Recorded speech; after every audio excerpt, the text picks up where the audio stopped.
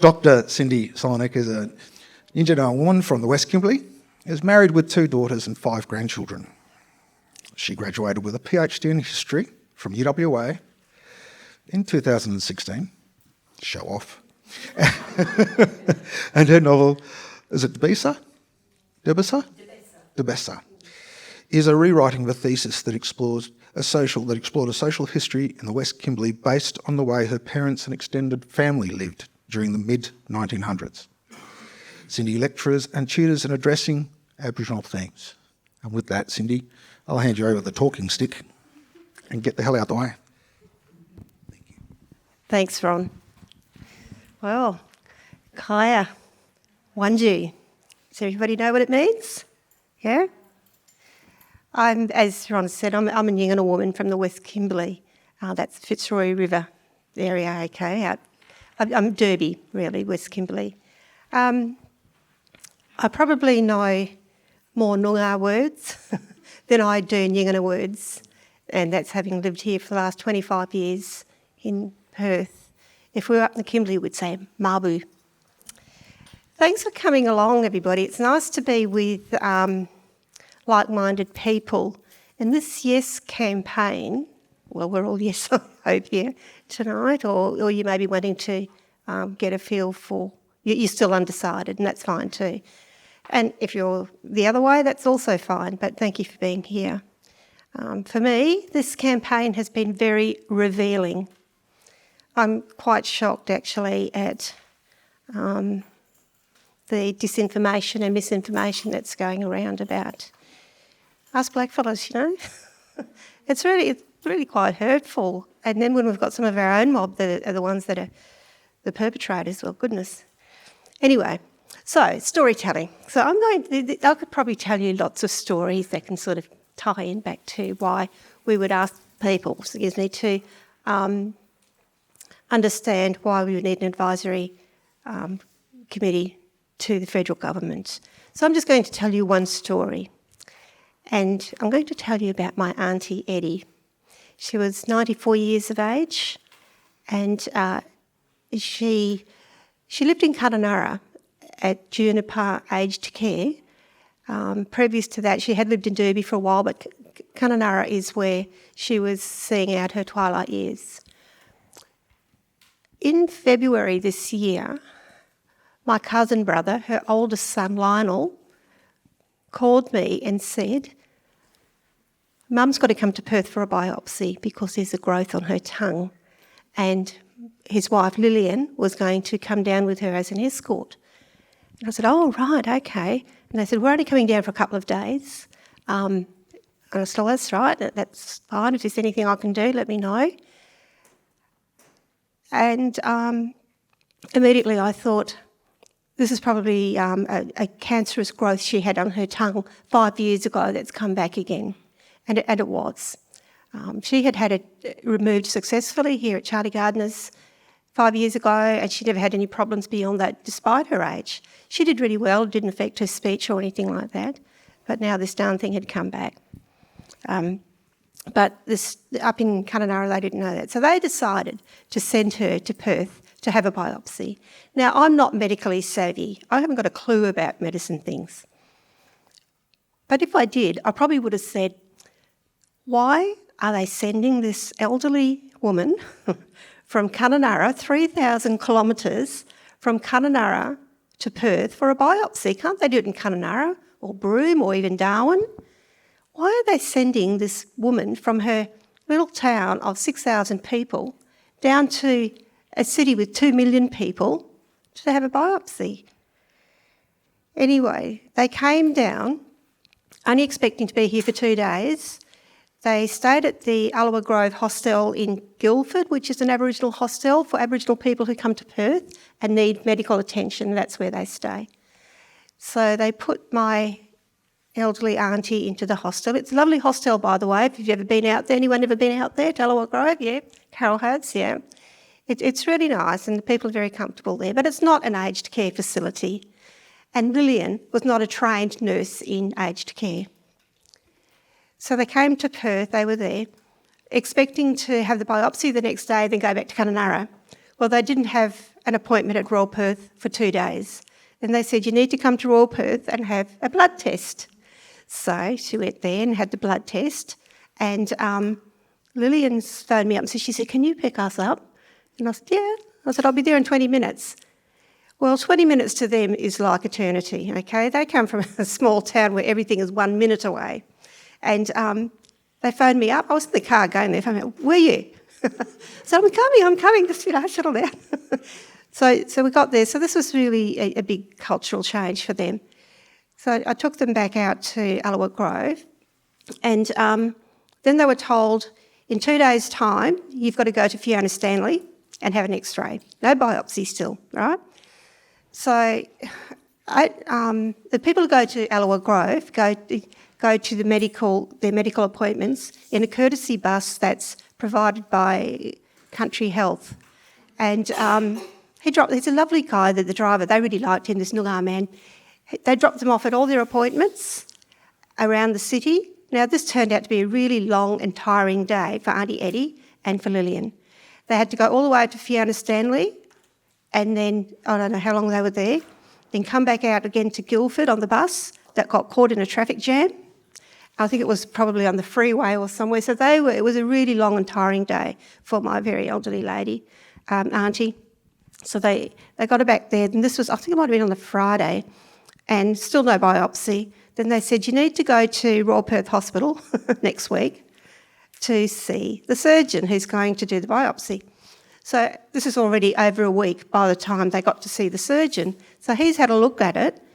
This was a disgusting-looking big lump on her tongue, really awful. It was full of pus and all sorts of things. And she couldn't eat. She couldn't swallow. She couldn't talk because this was just restricting everything. But she was really hungry. And Lillian was becoming more and more worried. So she tried to give her some soup out there at the hostel. Aunty Edie couldn't get it down. So she got me to go and buy some custard. And I went and bought some, she said, you want to get that KFC mashed potato and gravy? We'll try that. That didn't work either. Aunty Edie just couldn't get it down. And what about we try pureed baby food? You get in the little jars. We got that. Still nothing. She couldn't swallow. All she could do was have some sips of tea. And anything that she could drink, a bit of water or tea, meant that she was also transferring the cancer further through her body. Anyway, after another week, they were down here for 2 weeks now, and Lillian was beside herself because she knew that her mother-in-law was starving. She didn't know what to do, so she put her in the taxi, took her to Royal Perth Hospital to emergency, and they had to admit her. So she ended up in the hospital. In the meantime, the doctors were talking to her sons, and one's in Karratha and one's in Kununurra. And the one in Karratha was the one who was in charge of all her affairs. So the doctors would only speak to him and he would tell us, what was going on. He said, look, we can't do anything. And my cousin in Karratha said, just get everybody to come and say their goodbyes. She needs palliative care. She's not going to be here for much longer. And so she had she had grandchildren here in Perth who came to see her. So I went there every day to see her. They all came and visited her in the hospital. She had a lot of visitors. Even some flew down from Broome to see her because they knew that she was going. But we knew that she needed, now this is where this is really important, she needed to be back on country to die so that her spirit left her body in the East Kimberley, and not in the corridors of Royal Perth Hospital. And if she had died there, which I'll tell you that we did get her home, if she had died there, that spirit probably would have been floating around or lost in the corridors of Royal Perth Hospital with a lot of other Aboriginal people who die off country. So these are the sorts of things that, culturally people are not aware of. So we were asking the doctors, we were saying we need to get her home. He said, well, we can't really do much. If there's a Royal Flying Doctor flight, if it's an air ambulance going up to Kununurra, we'll put her on it. But we're not putting one on especially for her. She has come down with commercial flight. So RFDS was something different. So I actually wrote to the Member of Parliament for Kimberley, Davina Deanna. She was really good. She got onto the hospital straight away, but what they told her was nothing that we didn't already know, so she really couldn't do anything. But she was really concerned. She said too many of our mob die off country in the city because they have to come here for treatment. So she took that on board, but then the strangest thing happened. This woman in Wyndham had a heart attack and her flying doctor had to be sent up to Kununurra to pick her up. So guess who they put on that plane? So it was Friday afternoon and I was over at Coventry Village and Lillian phoned me. She said, "Cindy, where?"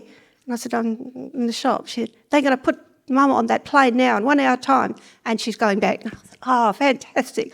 Well, we were all so excited about this, that she was going to be on that plane going back to Kimberley. So I hopped in my car, I hit every red light on the way to the hospital. And when I got there, the paramedics were just transferring her from her bed into the stretcher to take her down to the ambulance. And then she was taken out to Joondalup. Then the flight went to Broome, overnighted, and then on to Kununurra. So Aunty Ed got home 4 days before she left us.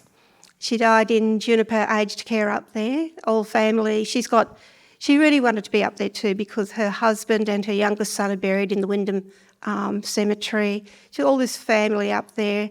So her spirit left her in Kununurra. So that really made us happy. And just to go on to the funeral, that was one of the most beautiful funerals I've ever been to. If anybody's been up to the East Kimberley, you know what the landscape is like, how beautiful it is. The Wyndham Cemetery is a few kilometres out of Wyndham. All the Aboriginal people, and they'd all come together and they put up marquees and barbecues and everything. It was a great send-off, not in the church, but the priest did come out there. The other thing I will tell you that it also impacts people in remote and isolated areas is that she died on the 15th of March in Kununurra. She was buried on the 1st of June. And that was because the Fitzroy River Bridge, you might all remember, got damaged and the road was closed for a few months. So they couldn't get her home. They could get her home. But the funeral director who does all the Aboriginal funerals in the Kimberley is based in Derby. So that meant he couldn't get up there with a coffin and do everything. And he had a backlog of people in the East Kimberley who needed to be buried. So eventually, 1st of June was when we were all able to go to Kununurra. The road had just opened by then, and people were able to drive up and say goodbye to her. So that's how I sort of link these things back to the Yes campaign and why it's really important to have Aboriginal people, an advisory body advising government about not just cultural things, of course, but lots of things, lots of issues people actually know. They know the answers, they know how to work with them, but we haven't been listened to for a long time. If this is embedded or enshrined in the national constitution, it means it can't be removed unless we go back to a referendum. It means that governments now have to listen to Aboriginal people and be advised by them. Whether they take it on board or not, they can't change it. And we just hope that on the 14th, isn't it the 14th? I asked a bit dry to this. We hope that it'll get across the line, yeah? So you understand, Australians, we have much to be proud of. We have the oldest living cultures in the world, yeah? Isn't that something to praise up and be proud of? We have the most beautiful landscapes that, mining companies, our Aboriginal people are progressive, but we don't want heritage blown up. So we have Australia and all of us, it's our heritage. The landscapes with the storylines in them, with the heritage that is there in this country belongs to all Australians. We don't want that lost anymore. So these things are all important. And that's my story.